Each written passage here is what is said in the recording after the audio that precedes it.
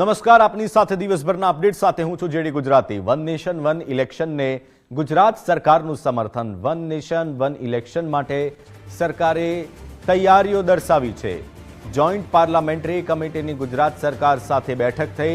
મુખ્યમંત્રી, નાયબ મુખ્યમંત્રી અને મંત્રીઓ આ બેઠકમાં હાજર રહ્યા। સરકારના બિલના મુદ્દાઓ અંગે આ બેઠકમાં પ્રેઝન્ટેશન અપાયું। બેઠક બાદ નાયબ મુખ્યમંત્રી હર્ષભાઈ સંઘવીનું મોટું નિવેદન। રાજ્યમાં સ્થાનિક સ્વરાજ્યની ચૂંટણીઓ સાથે થઈ। ગુજરાતે તમામ રાજ્યો માટે નવી દિશા ચીંધી છે। વારંવારની ચૂંટણીઓથી લાંબો સમય તૈયારીઓ કરવી પડે છે। આચારસંહિતા લાગુ થતાં વિકાસના કામો અટકી જતા હોય છે। વન નેશન વન ઇલેક્શન નાગરિકોના હિતમાં છે તેવું હર્ષભાઈ સંઘવીએ કહ્યું। વિપક્ષના આક્ષેપો પર નાયબ મુખ્યમંત્રીએ જવાબ આપ્યો। વિપક્ષના આક્ષેપોને આધાર વિહોણા ગણાવ્યા। સાથે આ બિલથી પ્રાદેશિક પક્ષોને કોઈ નુકસાન પણ નહીં થાય।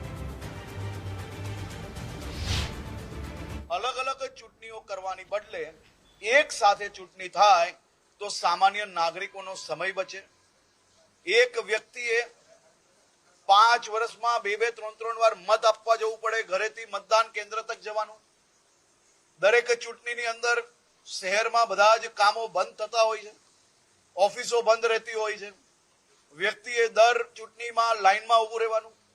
એટલે આ બધી જ વસ્તુઓમાંથી બહાર નીકળીને वन नेशन वन इलेक्शन थाय तो सामान्य नागरिक ने, व्यवस्थाओं ने, लॉ एंड ऑर्डर ने, सामाजिक जे दरेक चूंटणीओं में गामडाओनी अंदर नानी मोटी जे अनबन थती होय छे एनामां बी रोक लागे।